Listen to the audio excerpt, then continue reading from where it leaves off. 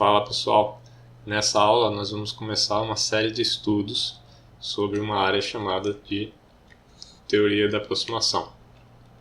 Então vamos começar abordando o problema da regressão. São vários modelos de regressão, então tem regressão linear, regressão polinomial, usando qualquer conjunto de funções. E aí depois vamos ver série de Fourier, a transformada discreta de Fourier e a transformada rápida de Fourier.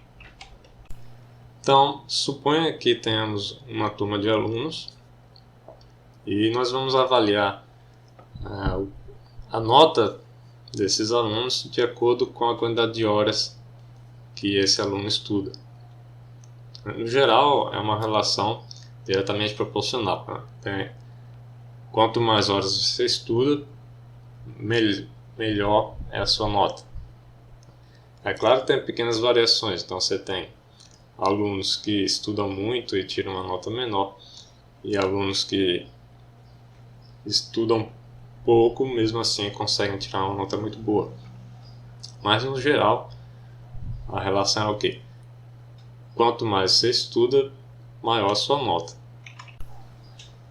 Então, se há essa relação entre horas de estudo e nota da prova, como é que podemos obter essa função de forma que, dada a quantidade de horas de estudo, me dê mais ou menos qual é a nota que eu vou tirar na prova? Então, para obter essa função, vamos pegar uma turma específica e avaliar algumas amostras, ou seja, pegar quantas horas um determinado aluno estudou e qual foi a sua nota da prova.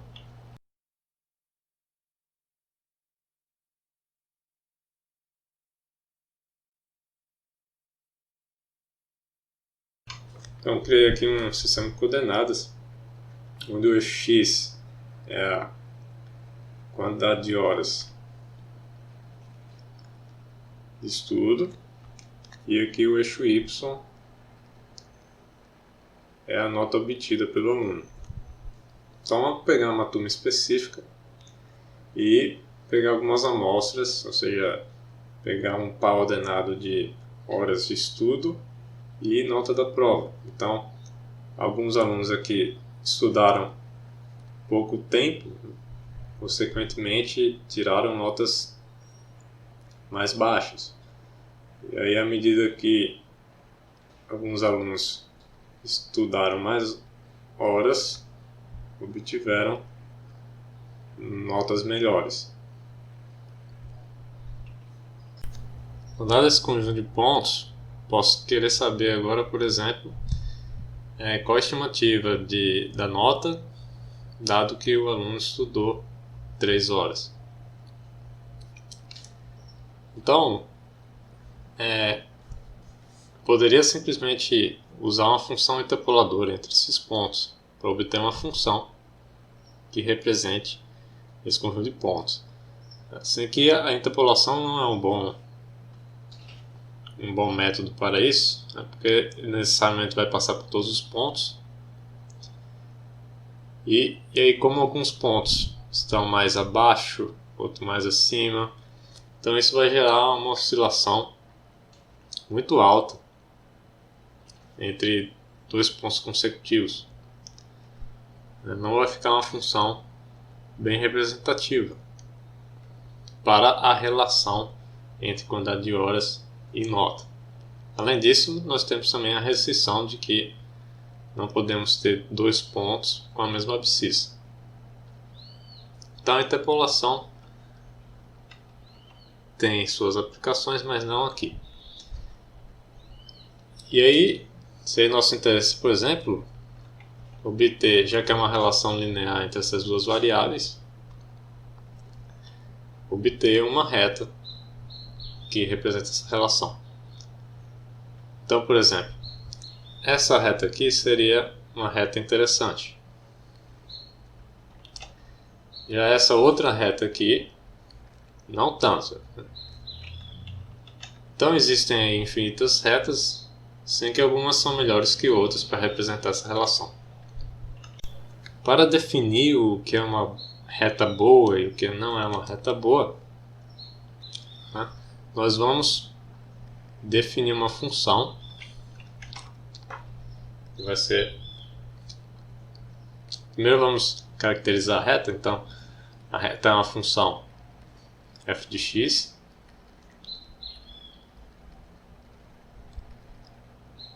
ax mais b, ou então a1x mais a0. Temos, portanto, aqui uma função linear com dois coeficientes, a0 e a1. Assim, vamos também considerar o conjunto de pontos, né, o conjunto dessas amostras, como xi, yi, o i aqui variando de 1 até n. Vamos definir uma função E, que vai ser em função dos dois coeficientes da reta, a0 e a1. E essa função vai ser o somatório, com i variando de 1 a n, de yi menos a abscissa associada ao iésimo ponto na reta, ou seja, a1xi mais a0. E isso aqui ao quadrado. O significado dessa equação é que nós vamos somar as distâncias verticais dos pontos até a reta.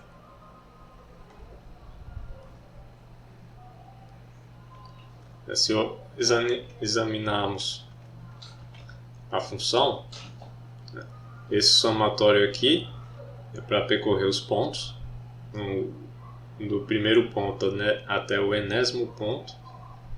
E aí nesse somatório temos o que? Temos yi, que é a ordenada do ponto. Então vamos pegar esse ponto, por exemplo, então seria aqui cerca de 7,5, menos a abscissa xi calculada nessa reta, né, que iria resultar mais ou menos aqui nessa localização, daria aqui mais ou menos em 6. Então, esse valor é justamente aqui essa diferença entre a ordenada do ponto e a ordenada desse ponto calculada na reta. Temos também aqui esse ao quadrado.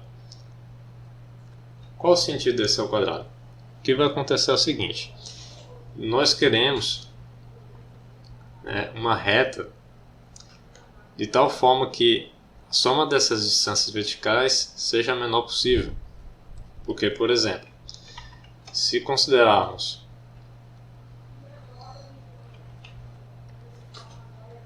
essa reta daqui, essa reta não é boa. E um bom indicativo de que essa reta não é boa é porque, se pegarmos as distâncias verticais dos pontos para essa reta, nós vamos obter um valor razoavelmente maior do que aquela primeira reta. Então, uma forma de obter os coeficientes ótimos, de tal forma que minimize essa soma das distâncias verticais, é verificando o mínimo dessa função. E o mínimo da função, o mínimo ou o máximo das funções, elas podem ser analisadas a partir dos pontos críticos. Os pontos críticos são os pontos, a função onde a derivada é zero. Isso significa então que as funções precisam ser deriváveis. Se tirarmos o ao quadrado, a função vai ser derivável. Por outro lado, se tivermos uma função assim, o que vai acontecer é que a distância vertical desse ponto aqui é positiva, desse ponto aqui é negativa, e aí uma vai anular a outra. Então, simplesmente o valor absoluto, o valor da diferença, vai ter esse problema. Se colocarmos em módulo, resolve esse problema do positivo compensar o negativo, mas por outro lado não é diferenciável. Então colocamos ao quadrado para que a função seja diferenciável e seja realmente, não importa o lado que esteja o ponto em relação à reta. Se estiver longe, vai dar uma contribuição positiva na função. O que precisamos fazer agora é diferenciar essa função em relação ao coeficiente A0 e ao coeficiente A1. Como são duas variáveis, vamos precisar fazer a derivada parcial. Então vamos derivar parcialmente em relação a A0 e também em relação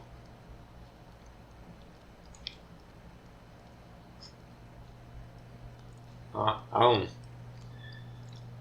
Como nós queremos o ponto crítico, quando a derivada é igual a zero. Então vamos igualar as duas derivadas parciais a zero. Cada uma dessas equações vai ser chamada de equação normal. Como temos aqui duas derivadas parciais, então vamos ter duas equações normais, das quais nós vamos calcular os coeficientes A0 e A1 que minimizam a função e. Essa forma de resolver o problema, calculando-se uma função, definindo-se uma função em termos quadráticos, depois obtendo os pontos críticos, é chamado de método dos mínimos quadrados. Então vamos lá, vamos derivar parcialmente a função e em relação a A0 e A1. Então primeiramente em relação a A0, como o A0 está aqui dentro de uma função quadrática, então vamos aplicar a regra da cadeia. Como temos também um somatório, a derivada de um somatório é o somatório das derivadas. Então, vamos calcular a derivada da função externa, que seria aqui a função ao quadrado. Então, vai ser 2 vezes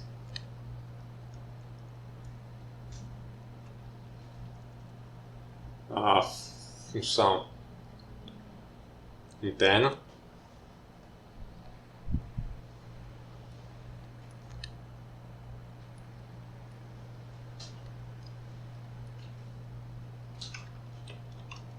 agora deixa eu colocar mais aqui para a direita para caber. Então 2 vezes a função interna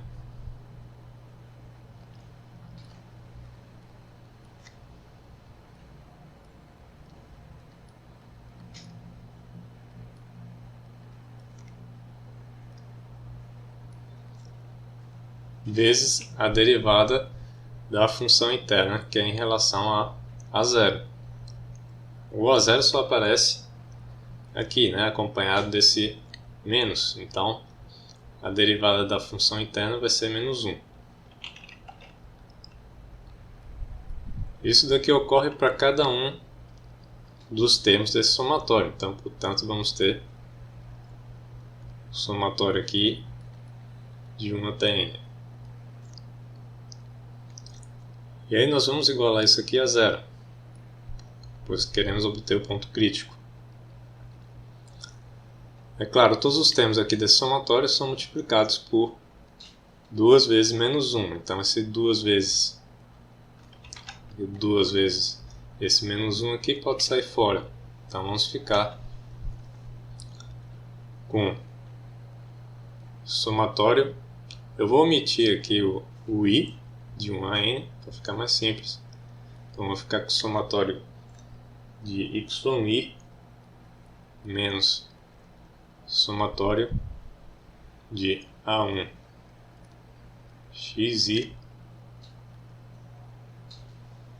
menos o somatório de a0. Isso tudo é igual a zero.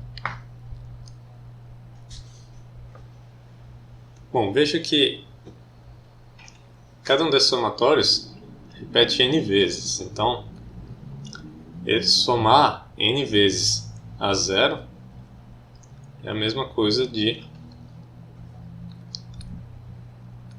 a0 vezes n. Aqui não tem muito o que fazer, é simplesmente somatório de yi.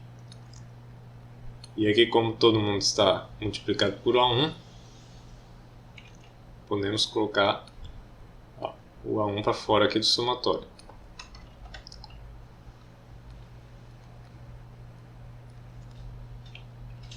Então, essa aqui é a nossa primeira equação normal.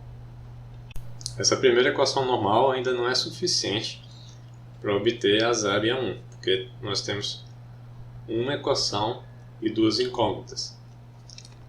Mas ainda nos resta derivar a função em relação a A1. E o raciocínio é similar. Então nós vamos ter a derivada da interna, mas nesse caso, desculpe, a derivada da externa, que é 2 vezes. E aí 2 vezes a função interna.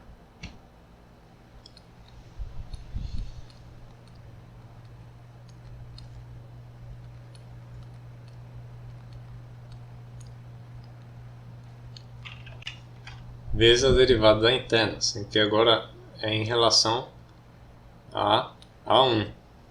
Em relação a A1, a derivada vai ser menos xi.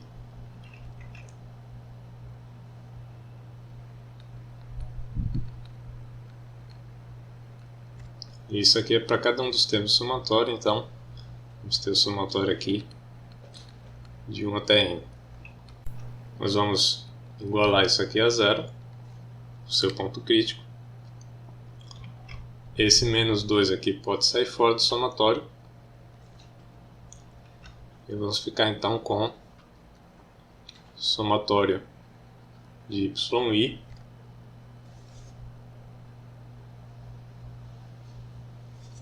vezes xi. Não, desculpa, vamos ficar menos, né? Porque é menos xi, então menos xi yi. Agora esse menos com esse menos, então vai ficar mais o somatório de A1 xi quadrado mais somatório de A0 xi. Tudo isso igual a zero. E com isso temos agora a segunda equação normal. Temos duas equações e duas incógnitas. Tem duas equações e duas incógnitas, então posso encontrar essas duas incógnitas. Então, para simplificar esse sistema, vamos colocar essa primeira equação normal, colocando do lado esquerdo só os termos que envolvem A0 e A1, Vamos multiplicar por menos 1 todo esse lado esquerdo para ficar com A0n mais A1 vezes somatório de xi é igual a somatório de yi.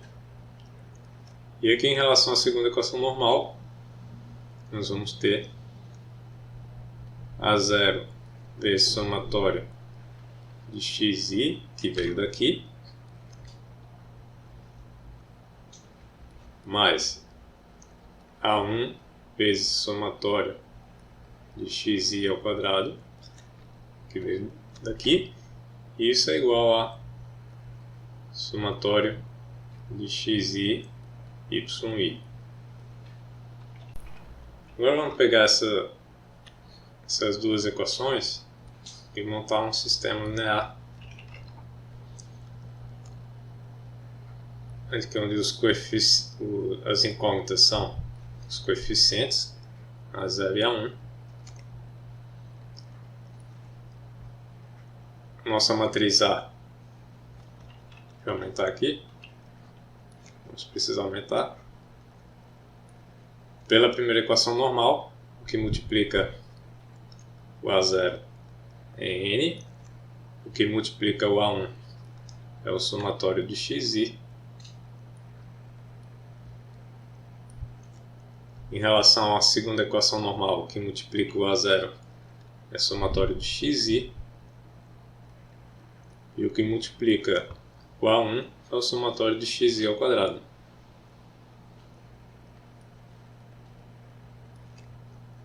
E isso aqui vai ser igual a, pela primeira equação normal, somatório de yi, e pela segunda equação normal, somatório de xi yi. A obtenção da relação entre essas duas variáveis, x e y, é conhecida como regressão, problema da regressão, que é bastante comum, principalmente em estatística.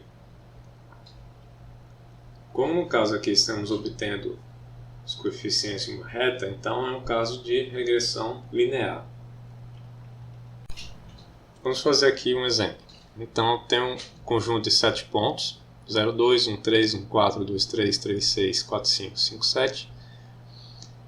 E aí nós vamos obter A0 e A1, que são os coeficientes da reta, através da resolução do sistema linear.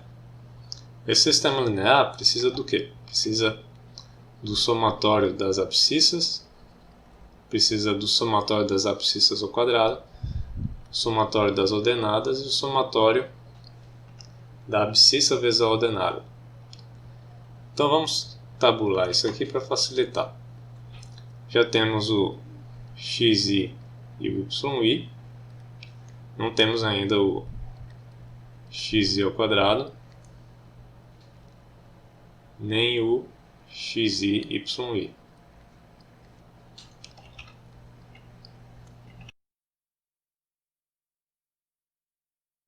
Bom, pegando os valores dos somatórios, vamos obter o seguinte sistema linear. N é 7, somatório de xi vai dar 16, aqui o mesmo valor, somatório de xi ao quadrado resulta em 56, é isso aqui, vezes os coeficientes da reta, é igual a somatório de yi, que é 30, e somatório de xi vezes yi, que é 86. Resolvendo esse sistema linear, nós vamos obter que o A0 é aproximadamente 2,24 e o A1 é aproximadamente igual a 0,90. Então, a nossa função linear vai ser 2,24 mais 0,9x. Plotando os pontos e essa reta, nós vamos obter o seguinte resultado. Então, portanto, uma reta que não passa necessariamente por todos os pontos, mas representa bem a relação entre x e y. E aí, novamente, a resolução desse sistema linear significa o quê? Que nós vamos obter os coeficientes A0 e A1 que minimizam o somatório das distâncias verticais entre os pontos e a reta.